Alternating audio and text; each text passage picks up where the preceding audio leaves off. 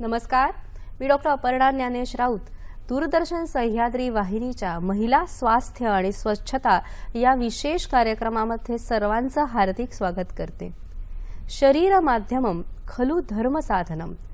शरीर हेच धर्मसाधनेचं खरं माध्यम आहे आणि हेच निरोगी शरीर जर असेल तर आपण जीवनातील 9 रसांचा आस्वाद सुद्धा घेऊ शकतो. महिलांच्या दृष्टीने जेव्हा रजोनिवृत्ती काळ येतो तेव्हा महिलेमध्ये अनेक बदल घडत असतात आणि त्यामुळे तिच्या शारीरिक स्वच्छतेवर आणि शारीरिक स्वास्थ्यावर सुद्धा परिणाम होत असतात. म्हणूनच ह्या विषयावर आज आपण जाणून घेऊया. या विषयावर आपल्याला मार्गदर्शन करतील स्त्रीरोग तज्ञ डॉक्टर अमृता मिश्रा भालेराव. नमस्कार डॉक्टर, तुमचे या कार्यक्रमामध्ये स्वागत. डॉक्टर अमृता मिश्रा भालेराव या MD स्त्रीरोग तज्ञ आहेत.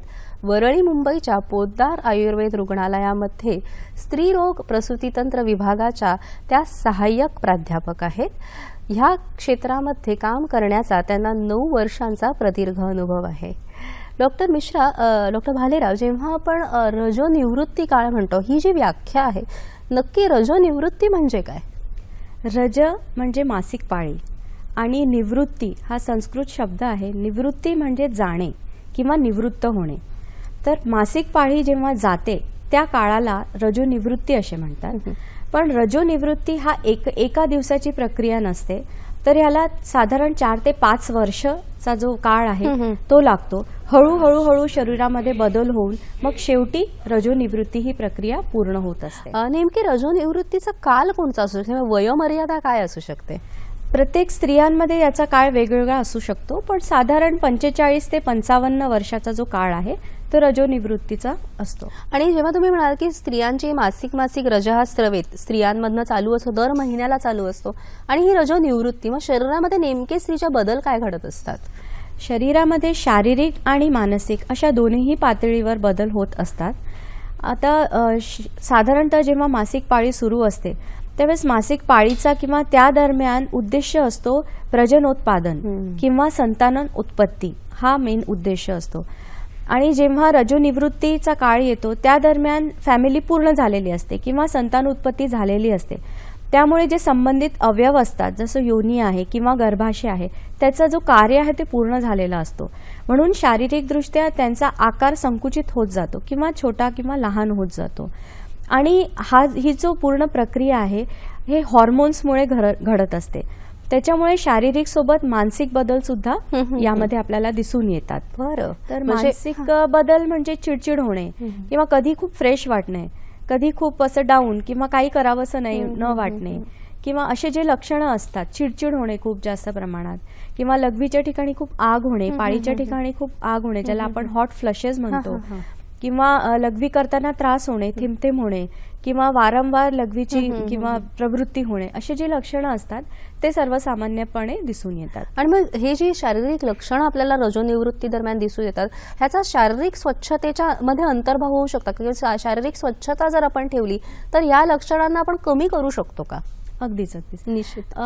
एक तर सर्वसामान्यपणे जे लक्षणं आपल्याला दिसतात की लघवीमध्ये काही आपल्याला त्रास होऊ शकतो, तर या वयामध्ये जर आपण स्वच्छता ठेवली तर आपल्याला योनी मार्गाचे जे संक्रमण असतात त्यांना आपण बऱ्यापैकी दूर ठेवून त्याच्यापासून संरक्षण आपण करू शकतो. तुम्ही जेव्हा म्हणालात की रजोनिवृत्ती काळ हा 45 ते 55 या वर्षादरम्यान आहे, तर ही एक नैसर्गिक म्हणू शकतो आपण की वृद्धापकाळाकडे जाण्याची प्रक्रिया आहे.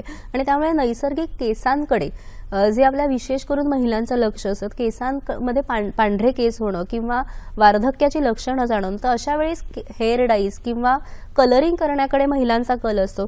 तर या हेअर डाईज किंवा कलरिंग मध्ये काय स्वच्छतेची काळजी घेतली पाहिजे? अगदी व्यावहारिक प्रश्न आहे डॉक्टर अपर्णा. केस पिकणे याच्यासाठी सगळ्यात मोठी उपाययोजना म्हणजे काय, तर त्यांना रंग देणे.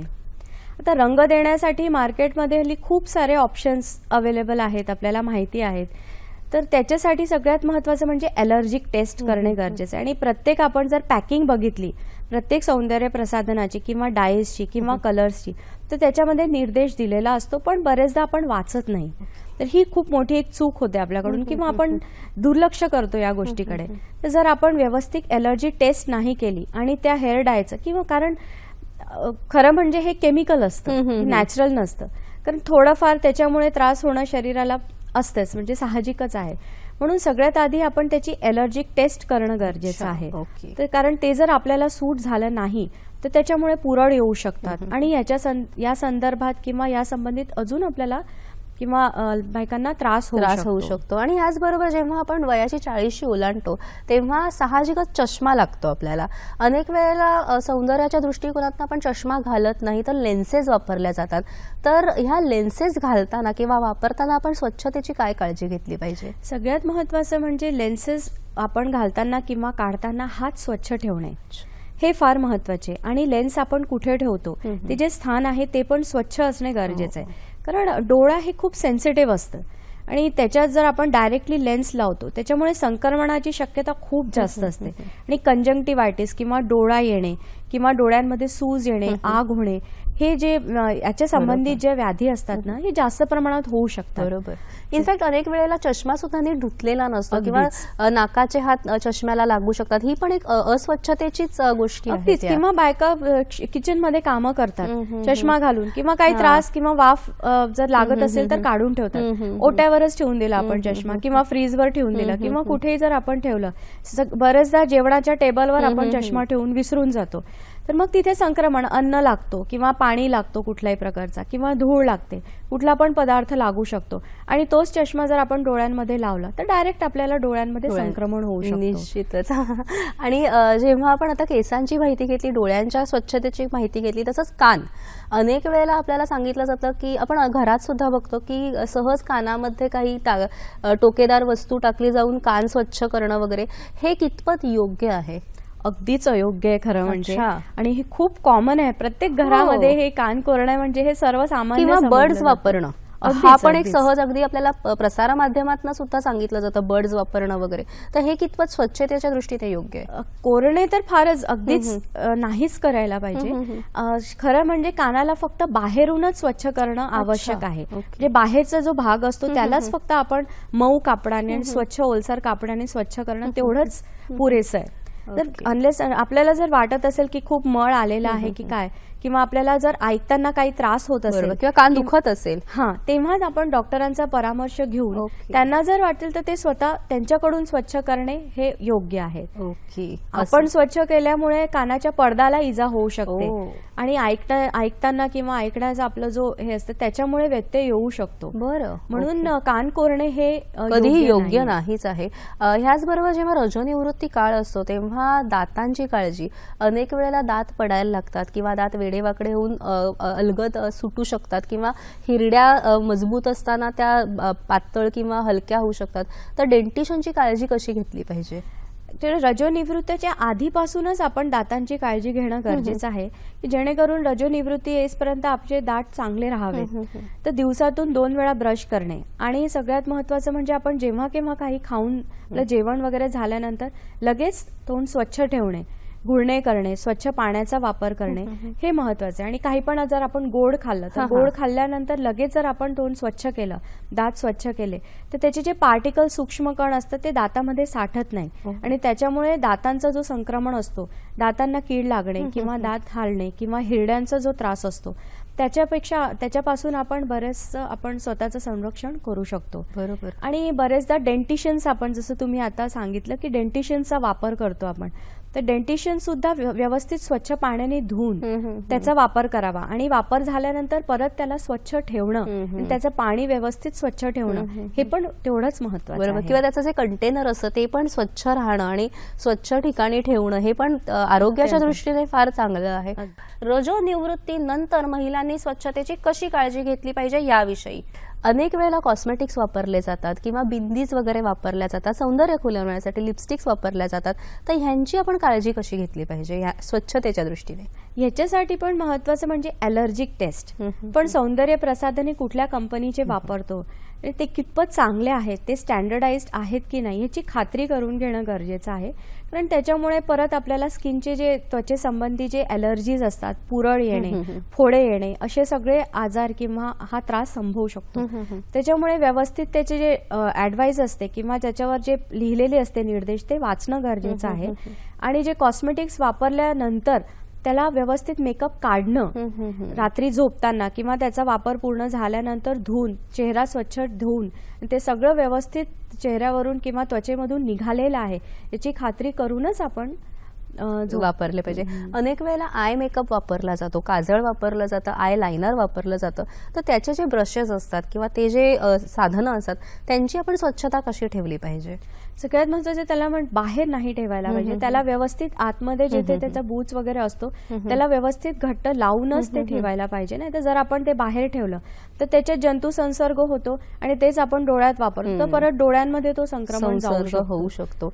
जेव्हा सौंदर्याचा विषय येतो तेव्हा साहजिकच पार्लर हे एक समीकरणच आहे. पार्लरमधलं हायजीन किंवा पार्लरमधली स्वच्छता ही सुद्धा महिलेच्या दृष्टीने फार महत्त्वाची आहे, कारण तिकडनं संक्रमण किंवा अनेक वेळेला इन्फेक्शन्स तिला होऊ शकतात. तर पार्लरमध्ये स्वच्छता कशी ठेवली पाहिजे? पार्लरमध्ये या वयामध्ये शक्यतोवर बायका लेडीज जे असतात ते मॅनिक्युअर पेडिक्युअर करतात. आता मॅनिक्युअर पेडिक्युअर करताना तिथलं पाणी कसं आहे हे बघून घेणं गरजेचं आहे. आणि त्याच्यासोबत त्याच्यामध्ये जे केमिकल साबण वगैरे जे वापरले जातात ते व्यवस्थित चांगल्या कंपनीचे किंवा व्यवस्थित टेस्टेड आहेत की नाही, कारण त्याच्यामुळे पण हाता आणि पायांमध्ये संक्रमण होऊ शकतो किंवा ॲलर्जीज होऊ शकतात. आणि सोबतच जे टॉवेल्स वगैरे वापरले जातात ते पण स्वच्छ आहेत की नाही, व्यवस्थित धुतलेले वाळलेले आहेत की नाही, आणि प्रत्येक व्यक्तीसाठी वेगळं किंवा स्वच्छ टॉवेल वापरला जातो आहे की नाही ह्याची खात्री करून घेणे फार. आणि याचबरोबर अनेक वेळेला स्टरलायझेशन इक्विपमेंट्स म्हणजे मॅनिक्युअर पेडिक्युअरचे जे सेट्स असतात त्यांचं नीट स्टरलायझेशन न झाल्यामुळे तोच एकदा वापरलेली सेट हा परत दुसऱ्या व्यक्तीला वापरला सुद्धा जाऊ शकतो ना. एक्झॅक्टली, पण बरोबर. आणि पायाच्या ठिकाणी बरेचदा फंगल इन्फेक्शन्स असतात, तर ही जी काळजी आपण घेतली नाही, जर ते इन्स्ट्रुमेंट स्टराईल नसतील किंवा पाण्यामध्ये जर तसं संक्रमण झालेलं असेल तर एका व्यक्तीपासून दुसऱ्या व्यक्तीला फंगल इन्फेक्शन्स पसरू शकतात. बरोबर. अनेक वेळेला जेव्हा आपण इन्फेक्शन्सची बात करतो की तेव्हा आपण बघतो की भारत हा उष्णकटिबंध देश आहे, त्यामुळे घाम येणं नैसर्गिकरित्या आहे. तर आंघोळीच्या बाबतीत आपण काय दक्षता घेऊ शकतो? याच्यामध्ये आपण कुठला सीझन आहे ह्याच्यावर ते अवलंबून आहे. थंडी आहे किंवा हिवाळा आहे, तर हिवाळ्यामध्ये एकदा जर आपण आंघोळ व्यवस्थित साबण लावून केली तर ते पुरेसं आहे. पण उन्हाळा जेव्हा येतो तर उन्हाळ्यामध्ये कसं आहे की दिवसातून 24 तासात कमीत कमी जर आपण 2 वेळा आंघोळ केली स्वच्छ पाण्याने त्याच्यामुळे घाम साठणार नाही. घाम जर त्वचेमध्ये नसेल तर त्याच्यामुळे त्याच्याशी संबंधित जे आजार असतात, खाज येणे किंवा छोटे छोटे फोड येणे किंवा घामोऱ्या येणे हे आपण टाळू शकतो. आणि सोबतच उन्हाळ्यामध्ये पावडरचा वापर करणे. बरोबर. हे अनेक वेळेला काय होतं की स्त्रिया आंघोळ करून घेतात आणि मग लगेच येऊन कपडे घालणं म्हणजे नीट अंगावर म्हणजे पाणी वाळलेलं आहे की नाही हे सुद्धा बघितलं जात नाही, इतक्या घाईघाईत होतं हे.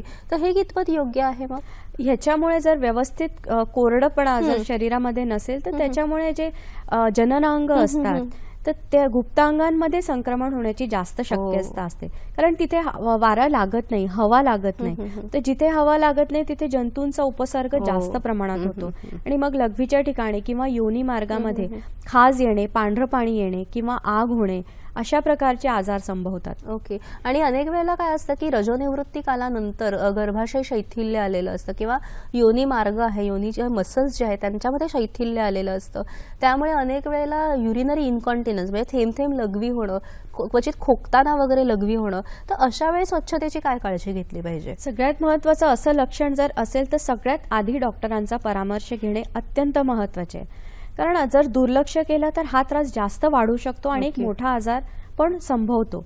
आणि स्वच्छतेच्या संदर्भी जर बघितलं तर जर वारंवार आपल्याला लघवी होत आहे, त्या ठिकाणी ओलसरपणा आहे तर कपडे स्वच्छ ठेवणे, ओलसर कपडे न घालणे हे महत्त्वाचे आहे. आणि कपडे प्रत्येक वेळा वाळलेले, धुतलेले, उन्हात परत व्यवस्थित वाळवून घेतलेलेच कपडे आपण बरोबर वापरायला पाहिजेत. किंवा बऱ्याचदा खूपच जर फ्रिक्वेन्सी असेल, खूपच वारंवार होत असेल तर बऱ्याच ठिकाणी पॅड्सचा सुद्धा वापर करू शकतो, पण ते पण कोरडे. तर 12-12 तास एकच पॅड आपण वापरून घेतोय ते पण संयुक्तिक किंवा योग्य नाही. बरोबर. आणि जेव्हा आपण योनी स्रावांविषयी बोलतो रजोनिवृत्तीनंतर मासिक पाळी तर बंद झालेली असते, पण क्वचित कधीतरी जर आपल्याला रक्ताचे थेंब वगैरे दिसले तर हे अस्वच्छतेमुळे असू शकतं का इतर काही लक्षणांमुळे ते असू शकतं? जास्त संभावना आहे की इतर व्याधींमुळे होऊ शकतो. ही मासिक पाळी पूर्णपणे बंद होऊन जर 1 वर्ष झालं असेल किंवा त्याच्यापेक्षा जास्त काळ झाला असेल आणि त्याच्यानंतर जर रक्तासंदर्भी किंवा रक्तासारखं जर स्राव होत असेल तर हे खूप एक व्याधीचा लक्षण असू शकतो, कॅन्सर सारखा व्याधीचा लक्षण सुद्धा असू शकतो. म्हणून अशा वेळेस लगेच डॉक्टरांचा सल्ला घेणे गरजेचं आहे. आणि सोबतच जर पांढरं पाणी जात असेल तर अशा वेळेस सुद्धा पांढरं पाणी काही ल्युकोरिया सारख्या ज्या व्याधी असतात त्याचं लक्षण असू शकतो. म्हणून या काळामध्ये आपण स्वच्छता ठेवणे, खालचे जे कपडे असतात, अंतर्वस्त्र असतात ते स्वच्छ ठेवणे आणि जर जास्त त्याच्या संबंधित जास्त लक्षणं असतील, जसं ओटी पोटात दुखणे, कंबर दुखत आहे, खाज खूप जास्त आहे, तर वेळ न करता लगेच डॉक्टरांचा सल्ला घेणे फार महत्वाचं आहे. आणि जेव्हा आपण रजोनिवृत्ती काल म्हणतो 45 ते 55 वर्षानंतर, तेव्हा साहजिकच शारीरिक संबंधांकडे अनाकलनीयता किंवा अनास्था असू शकते. पण तरी जर शारीरिक संबंध ठेवायचे असतील, अनेक वेळा तिकडे योनी दाह असू शकतो किंवा योनी कोरडी असू शकते, तर हे स्वच्छतेच्या माध्यमातून आपण काय त्याच्यामध्ये बदल करू शकतो? हे होऊ न देणे हेच सगळ्यात महत्वाचं आहे. तर जर कशामुळे जर आपण स्वच्छ ठेवले, जसं आपण आधी डिस्कस केलंय की जे अंतर्वस्त्र असतात ते जर आपण स्वच्छ ठेवलेत किंवा जे कॉन्ट्रासेप्टिव्ह बरेचदा यूज केले जातात, कॉन्डोमचा उपयोग होतो, त्याच्या ॲलर्जीमुळे सुद्धा बरेचदा योनी भागामध्ये बरेचदा संक्रमण होऊ शकतं आणि त्याच्या लक्षणामुळे पण कोरडेपणा होणे किंवा आग होणे हा लक्षण असू शकतो. किंवा जेव्हा संबंध झाल्यानंतर जागा स्वच्छ करणे, पाण्याने धुवून घेणे हे पण तेवढंच महत्वाचं आहे. किंवा त्याच्यामुळे सुद्धा हे जर आपण नाही केलं त्याच्यामुळे सुद्धा आपल्याला ही लक्षणं जाणवू शकतात. रजोनिवृत्तीनंतर महिलांनी स्वच्छतेची कशी काळजी घेतली पाहिजे याविषयी जेव्हा आपण स्वच्छता म्हणतो, स्वच्छता म्हणजे शारीरिक स्वच्छता आपण म्हणू शकतो. अनेक वेळेला स्तनाच्या अग्रामधनं अनेक डिस्चार्ज येत असतात, तर हे आतमधील आरोग्याचं एक कारण आहे, म्हणजे रोगाचं कारण आहे का शारीरिक स्वच्छता न केल्याचं कारण असू शकतं रजोनिवृत्तीकालीन? तर जर स्राव येत असेल तर हे म्हणजे 99% तर व्याधीचंच लक्षण असू शकतो. कारण हे जे स्राव येणे हे गर्भावस्था किंवा गर्भावस्थेनंतरचा जो काळ असतो त्याच्यामध्ये सामान्य आहे. पण रजोनिवृत्ती ज्या काळामध्ये शरीराचे अवयव आपोआपच आकारामध्ये संकुचित होत चाललेत, अशा वेळेस जर स्राव होत असेल तर नक्कीच डॉक्टरांचा सल्ला घेऊन काही व्याधी नाही आहे याची खात्री करून घेणं फार महत्त्वाचं आहे. म्हणजे अनेक वेळेला रजोनिवृत्तीकालीन कॅल्शियम सप्लिमेंट्स किंवा व्हिटॅमिन डी सप्लिमेंट्स किंवा इतरही अनेक औषधांचा भडीमार झालेला असतो. अनेक जीवनशैलीच्या अनुषंगाने आजार झालेले असतात, सुरू झालेले असतात. तर ह्यावेळेस औषधांची स्वच्छता आपण कशी ठेवली पाहिजे? खूप चांगला प्रश्न आहे डॉक्टर अपर्णा. ऍक्च्युली कारण याबद्दल दुर्लक्ष केला जातो, माहिती नसते अशातला भाग नसून मुख्यत्वेने दुर्लक्ष केला जातो. जेव्हा गोळ्या घेतात, गोळ्या घेताना आपण हात स्वच्छ करून, जर हातामध्ये काही इन्फेक्शन आहे किंवा जंतू आहेत किंवा धूळ आहे, त्याच हाताने जर आपण हाताळले गोळ्या किंवा कॅप्सूल्स तर डायरेक्टली आपल्या पोटामध्ये तो इन्फेक्शन जाऊन कॉलरा किंवा डिसेंट्री किंवा वेगवेगळे पोटाचे आजार होऊ शकतात. त्याच्यामुळे हात स्वच्छ करून घेणे आणि जास्त वेळ उघडं न ठेवणे. औषधाचा जो डबा असतो किंवा एकदा आपण औषध जर हातात घेतली तर परत जास्त वेळ त्याला हातात न ठेवणं, कारण त्याच्यामध्ये मग ओलसरपणा येतो आणि ओलसरपणा जर आला तर औषधाचा जो प्रभाव होतो तो कमी होतो, किंबहुना त्याच्यामध्ये विषाक्तता सुद्धा निर्माण होऊ शकते. त्याच्यामुळे त्याला लगेच घेणं आणि स्वच्छ हाताळणं, स्वच्छ हातात घेणं हे जास्त महत्वाचं आहे. किंवा औषधाचा जो डबा असतो, लिक्विड जर आहे, लिक्विडचं जर आपण झाकण उघडच ठेवलं त्याच्यामुळे मुंग्या जाऊ शकतात, बाकी काही किडे जाऊ शकतात आणि तेच जर आपण घेतलं तर त्याच्यामुळे पण आरोग्यावर परिणाम होऊ शकतो. हा जो काळ असतो ना, हा एक सुवर्ण काळ असतो. म्हणजे जमापुंजी आलेली असते, पैशांची टंचाई नसते, त्यामुळे पर्यटन हा एक त्या काळच्या स्त्रियांचा आवडीचा विषय असतो. पर्यटनाला जाताना महिलेने शारीरिक स्वच्छतेकडे कसं लक्ष दिलं पाहिजे? प्रवासात जाताना आपण सगळ्यात जास्त म्हणजे जे सार्वजनिक ठिकाण आहे तिथे आपण जातो. जसं प्रवास करताना आपण ट्रेनमध्ये जातो किंवा बसमध्ये जातो किंवा तीर्थयात्रेला जातो, तर प्रवासात जाताना साहजिक आहे की नॅपकिनचा वापर होतो, टॉवेल्सचा वापर होतो, बेडशीटचा वापर होतो. तर हे दुसऱ्यांचे नॅपकिन्स किंवा टॉवेल्स न वापरणे किंवा बेडशीट सुद्धा, जास्त थंडी असेल तर आपण एखाद्याचं मला दे जरा घ्यायला, थंडी वाजते असं हे करणं योग्य नाही. कारण आपल्याला माहिती नसते की समोरच्याला कुठला आजार आहे की नाही. जर तसं असेल तर काहीही न करता आपल्या शरीराला तो आजार होऊ शकतो. आणि कंगवे जे असतात, दुसऱ्यांचे कंगवे न वापरणे, मग त्याच्यामुळे पण जर उवा असेल किंवा त्यांना काही फंगल इन्फेक्शन डोक्याचं असेल तर तो आपल्याला होऊ होऊ शकतो. बरोबर. परत काही खाताना किंवा पिताना हात स्वच्छ करणे. बरोबर. प्रवासाला जाताना बरेचदा आपण झोपलेलो असतो आणि उठून लगेच आपण काहीतरी खाऊन घेतो किंवा पाणी पिऊन घेतो किंवा तिथे कुठे पण जिथे पाणी मिळेल तिथलं पाणी आपण पिऊन घेतो. बरोबर. तर त्याच्यामुळे आपल्याला खूप जास्त मोठे आजार सुद्धा होऊ शकतात. बरोबर. तर याची काळजी घेणं फार महत्वाचं आहे. आणि जेव्हा आपण पर्यटनाला जातो तेव्हा एका ठिकाणातून दुसऱ्या ठिकाणी असं अनेक वेळेला प्रवास करत असतो. तर अशा वेळेस आपण जे वैयक्तिक कपडे असतात त्यांची आपण कशी काळजी घेतली पाहिजे आणि स्वच्छता कशी घेतली पाहिजे? आपण एकतर असं करू शकतो की जास्त कपडे आपण ठेवावेत. त्याच्यामुळे जर कपडे बरेचदा ओले असले तर आपण ओलसर कपडे घालून घेतो कारण आपल्याकडे दुसरे कपडे नसतात. तर एखादा सेट जर आपण जास्तीत जर ठेवलं म्हणजे उद्देश आपला हाच की आपण स्वच्छ आणि कोरडे कपडे आपण वापरले पाहिजेत. आणि दुसरं म्हणजे अजून एक मी थोडीशी एक माहिती देऊ इच्छिते की आपण आजकाल स्वाईन फ्लू बद्दल आपण ऐकतो.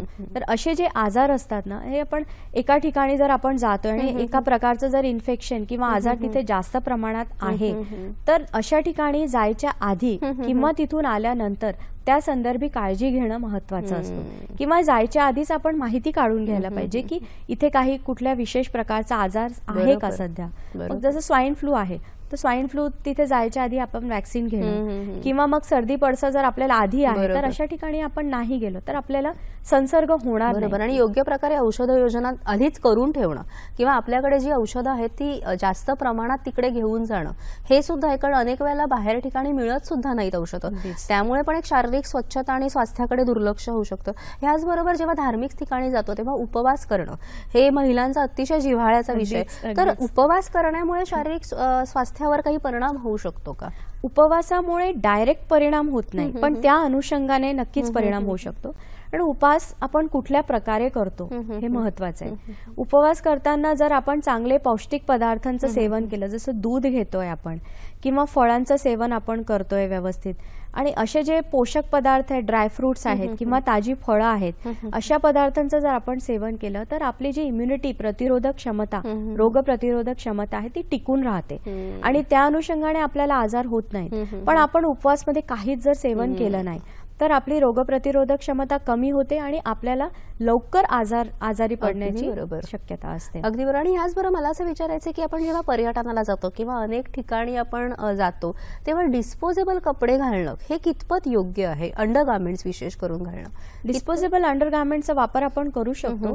फक्त लक्ष ह्याच्यावरून आपण ठरवायला पाहिजे की ते आपल्याला एलर्जिक तर नाहीये. कारण त्या मटेरियल जर आपल्याला एलर्जिक असेल कारण ते आपण गुप्तांग किंवा जे अंतर्वस्त्र म्हणून आपण वापरत असतो तर तिथे जर त्याच्यामुळे एलर्जी होत असेल तर त्याच्यामुळे अजून दुसरं आपल्याला रॅश होणे खाज येणे पुरळ येणे असं होऊ शकतो. कारण त्याच्यामुळे जर आपण सुती कॉटनचे कपडेच वापरले आणि एखाद दोन सेट आपण जास्त ठेवले तर त्याच्यामुळे ही शक्यता राहणार नाही. अगदी बरोबर. पण जर सूट होत असेल डिस्पोजेबल तर वापरण्यात सुद्धा काही हरकत नाही. आणि त्यामुळे हायजीनच्या दृष्टीने आपण जास्त चांगल्या प्रकारे शारीरिक स्वच्छता सुद्धा ठेवू शकतो. शारीरिक स्वच्छतेबरोबर आहाराकडे अनेक वेळेला स्त्रिया आपल्या आहाराकडे दुर्लक्ष करतात विशेष करून या ठिकाणी. कारण मुलं मोठी झालेली असतात मग माझ्याकडे कशाला लक्ष द्यायचं मी मुलांकडेच लक्ष देईन. तर शारीरिक आरोग्य हे आहारावर कितपत अवलंबून आहे आणि आहारामध्ये स्वच्छता कशी असली पाहिजे? आहाराचा तर फारच मोठा एक भाग असतो आरोग्याशी संबंधित. कारण आपण कसा आहार घेतो आणि किती आहार घेतो ह्याच्यावरच आपलं पूर्ण स्वास्थ्य टिकवून असतो. तर वय जरी जास्त झालं असेल इनफॅक्ट जास्त वय झालं असेल तर आपल्या शरीराला पोषक घटकांची जास्त गरज असते. सगळ्यात महत्वाचं म्हणजे कॅल्शियम. कॅल्शियम आणि त्या संदर्भी जे आरोग्याचे घटक असतात ते आपल्या शरीरात जर पूर्णपणे नाही मिळाले तर हाडांचे आजार होणे किंवा बाकीचे जे आजार आहेत ते जास्त होऊ शकतात. म्हणून वेळोवेळी जेवण करणे जेवणाचे पदार्थ पोषक असणे जास्त तळलेले मसाल्याचे पदार्थ सेवन न करणे दूध सारखे पदार्थ प्रोटीन युक्त पदार्थ किंवा स्वच्छ फळं भाज्यांचं सेवन करणे मोड आलेले धान्य यांचं सेवन आपण जास्त जर चांगल्या प्रकारे केलं तर आपलं स्वास्थ्य टिकून राहू शकतो. पण यासोबतच हे कितपत स्वच्छ आहे हे बघणं पण गरजेचं आहे.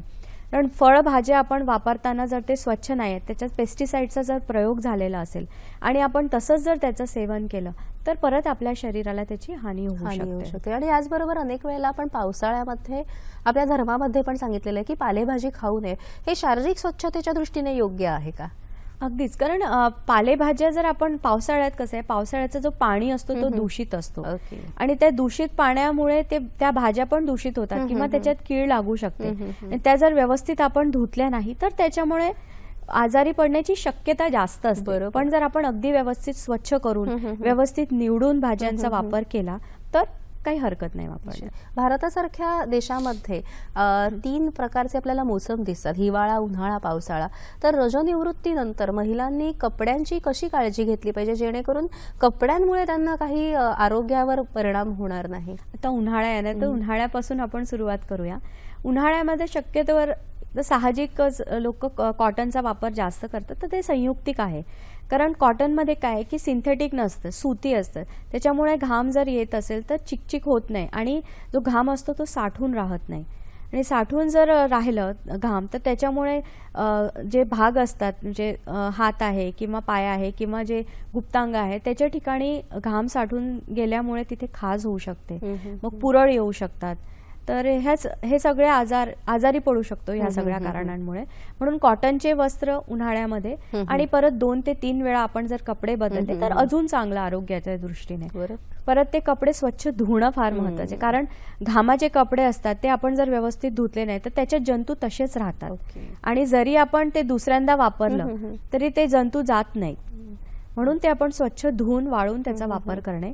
नंतर हिवाळा असेल, हिवाळ्यामध्ये सगळ्यात महत्वाचं जे आपले उनी वस्त्र असतात किंवा स्वेटर्स असतात त्यांना स्वच्छ धुणे फार महत्वाचं आहे. कारण त्याच्यामध्ये खूप जास्त जंतू संसर्ग होण्याची शक्यता असते. आणि श्वसन संबंधी पण जे आजार आहेत ते दूषित स्वेटर आधी घातल्यामुळे होऊ शकते. म्हणून ते आपण धुवून त्यांना व्यवस्थित वाळून त्याचा उपयोग केला पाहिजे. आणि पावसाळ्यात तर कशामुळे, म्हणजे पावसाळ्यात फक्त ओलसर कपडा, ओलसरपणा हाच मोठा कारण असतो. बरोबर. कपडे व्यवस्थित वाढले नाही आणि तेच आपण जर घातले तर त्याच्यामुळे परत संबंधी आजार होऊ शकतात. शारीरिक स्वच्छता जर आपण ठेवली तर आपण आपलं आरोग्य चांगलं ठेवू शकतो, कारण शारीरिक स्वच्छतेकडूनच आपण स्वास्थ्याकडे जाणार असतो. रजोनिवृत्ती दरम्यान आणि रजोनिवृत्तीनंतर आपण अनेक मुद्दे बघितले जेणेकरून आपण आपलं स्वास्थ्य हे चांगलं टिकवून राहू शकतं. मला वाटतं ह्याचा तुम्हा सर्व दर्शकांना नक्कीच फायदा